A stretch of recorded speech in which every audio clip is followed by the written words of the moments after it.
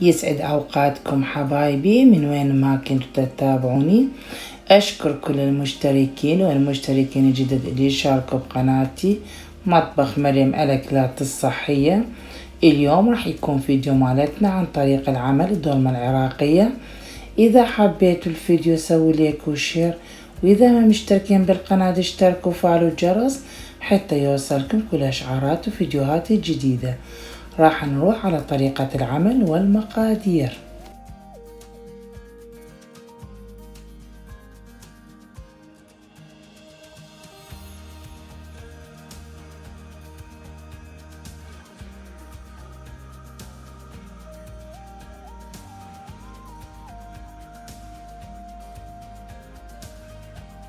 راح نبدي بطريقة العمل. بسم الله. هنا أنا خسرت الورق عنب ماي بارد، وهسه راح أبدي أغليها على النار حتى أحصل على أوراق طرية وناعمة بنفس الوقت، وهم أخلص من الملوحة مالتها كليتها.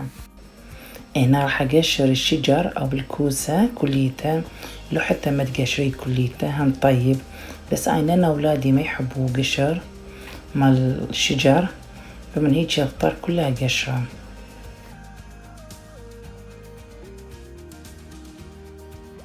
هنا للبنات المبتدئات أول شي قيسيها وبعدين ابدي حفريها حتى لا يصير بيها ثقب. راح انظفها بكل سهولة لان اني عرفت القياس مالتها، فما راح يصير بيها ثقب. شوفوا بنات، ولا ثقب ولا كل شي. هسه راح ابدي اسوي 3 فتحات بيها حتى ينطبخ من الداخل. هنا بنات اني حطيت ملح وليمان دوزي رش بس على الشجر وعلى باذنجان حتى الشجر يذب الحلا مالته وياخذ طعم الحموضة وملوحة، وحتى الباذنجان بنفس الوقت يذب المرارة مالته وياخذ طعم الحموضة والملوحة. راح اتركها قبل ما ابدي احشيهم اغسلهم بالماء زين حتى اتخلص من الملوحة والحموضة الزايدة الموجودة عليها.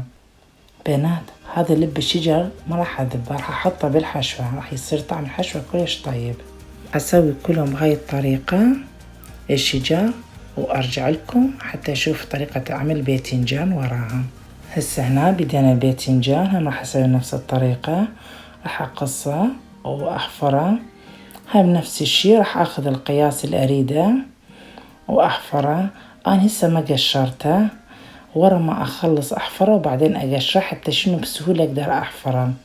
من راح اقشره وابدي احفره راح يبدي يتشقق وما راح اقدر اكمل. ورا ما اخلص هسه راح ابدي اقشره.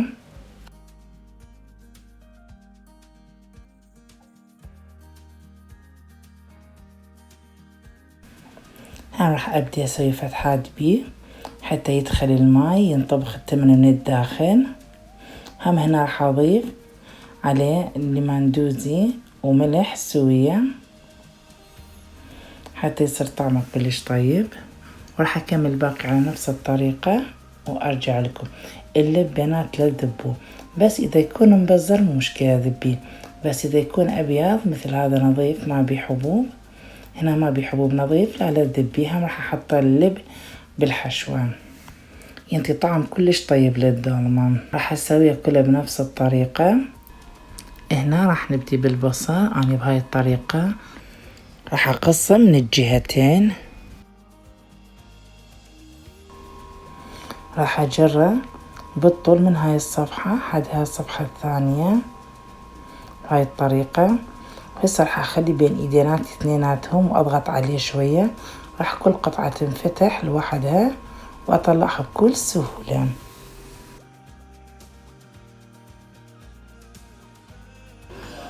ورا ما اخلص من البصل كله افتحها، راح اغسلها الخضرة كلها، راح اغسلها للمرة الثانية. اول مرة غسلتها خارجيا راح ابدي اغسلها ورا ما انظفها من الداخل، اغسلها كلها من الداخل.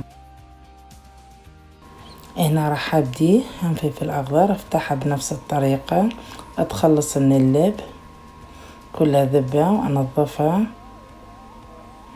وارجع هم اسوي بيها فتحات.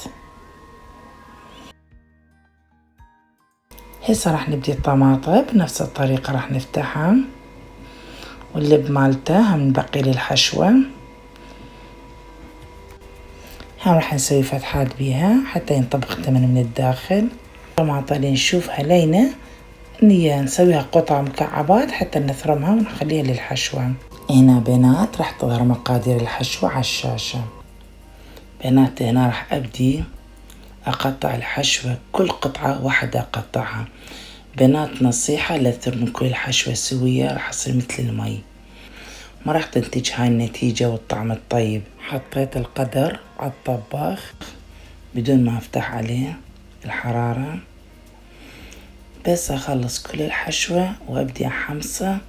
هذيك الساعة أحطها على حرارة وسط. هسه هنا راح أبدي أقطع لب الباذنجان. أنا رغم حطيته بالحافظة بس هم تغير لونه، تحول على بني فاتح، ما بيشي، هو الطعم مالته كلش طيب. الحشوة كلها راح أقطعها على السرعة رقم 1، بس ما عدا الكرفس راح أقطعها على السرعة رقم 2.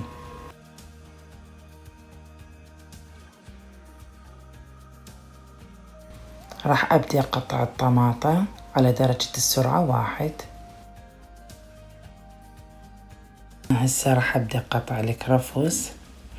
الكرفس الوحيد راح أقطعها على درجة السرعة 2. أنا إذا ناعم ما راح يصير كلش ناعم، يبقى بيغشون إذا أسوي على درجة رقم 1.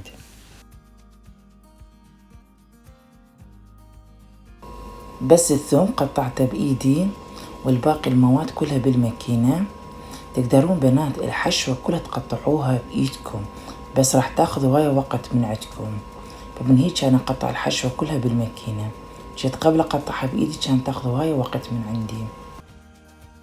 يا بنات خليت 5 غرام حامض الليمون و5 غرام ملح و5 غرام فلفل أسود.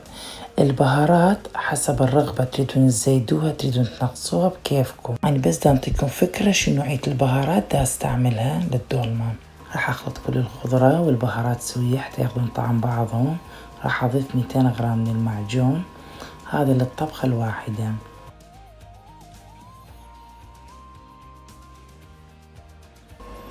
هنا ضفيت لحم الغنم بشوية ليا، فما ضفت دهن بداخلها. هذا الليا راح تتقلى وتتحمص الحشوة. هسه راح ابدي احمصها الحشوة على الحرارة، راح احطها على حرارة وسط. ريحة الحشوة طلعت ما شاء الله كلش ريحتها طيبة تخبل. شوفوا بنات بدت تغلي. هسه راح طفيت الحرارة، راح اضيف عليها التمن واخلطهم سوية حتى يكون طعم بعضهم، واتركهم حد ما يبرد التمن. هنا راح ابدي احمصها الضلوع، تاخذ بس شوية لون، ما راح اطبخها، بس مجرد احمصها بدون دهن. هي الدهن مالتها راح تذب دهن.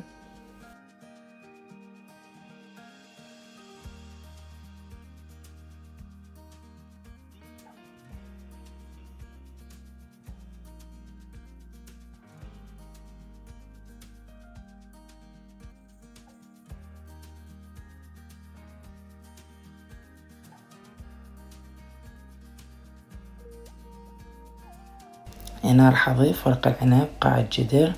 تقدرون باثناء هاي هم راح تضيفون الباقلة، بس انا ما راح احط باقلة بصراحة، عندي اطفال. اما يعني نصيحة مني عدا اطفال لا تحط باقلة بالدولمة، مو زين الاطفال. لو حتى ما ياكلوها بمي مالتها بداخل الدولمة هم مو زين الاطفال. هنا طفت الكاميرا مالتي بنات، خلص الشحن وما حسيت عليها. حطيت 3 معالق كبار من الزيت وصفطت الضلوع. هسه هنا راح ابدي باذنجان شقد طري وشجاج شقد طري، ورا ما حط عليهم ملح وليمان دوزي وتركتهم ورجعت بعدين غسلتهم. هسه راح ابدي احط اول شي البصل، راح اسوي كله مع البصل احطه بجدرية، وبعدين ابدي بالخضرة الثانية. انا باذنجان كله غسلته وخلصت من الملوحة مالته وحموضة الزايدة. هسه راح ابدي احشي الباذنجان، راح احط قطعتين وواحدة بطن الثانية حتى لا يطلع التمن من ينطبخ. وبنفس الطريقة راح اسوي الشجار والمواد الباقية.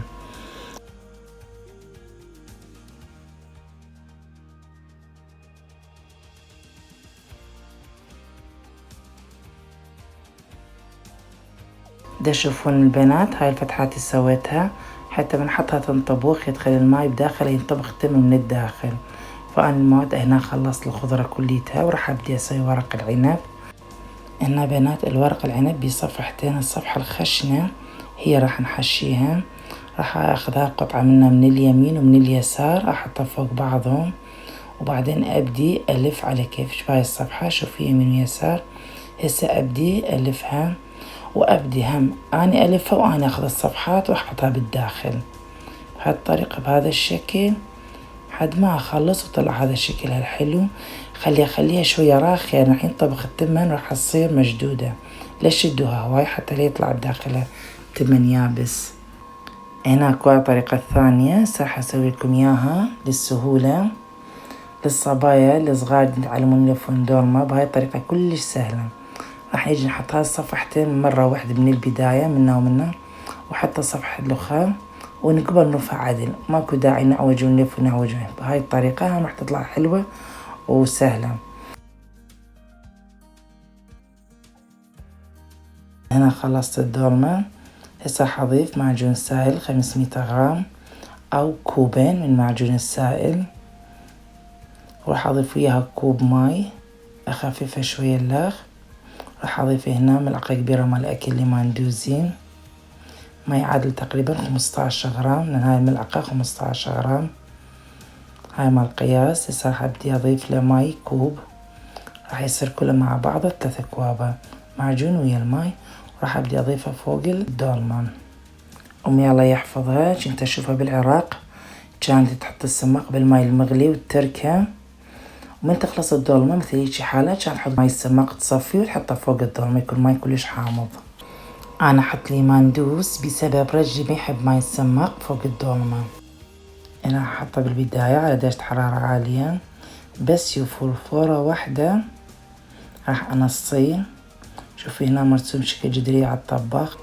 هنا بنات بعد مرور ساعة واحدة بعد ما كل ماي ماله نشف بقى شي كلش قليل، راح أتركه شوية تهدأ بدون حرارة. طفي الحرارة لأن أولادي يحبوا الدولمة تكون لينة. إذا تردوها الدولمة ناشفة حطوا كوب معجون ونص كوب ماي. لشوفوا ريحتها تخبل تقتل طالعة ريحتها. أولادي خطيكوا شوية يقول ماما وين الدولمة، فعالسريع قلبتها. وصلنا نهاية الفيديو، وإذا حبيتوا سووا ليك وشير، وإذا ما مشتركين اشتركوا بالقناة وفعلوا الجرس حتى يوصلكم كل إشعارات وفيديوهاتي الجديدة.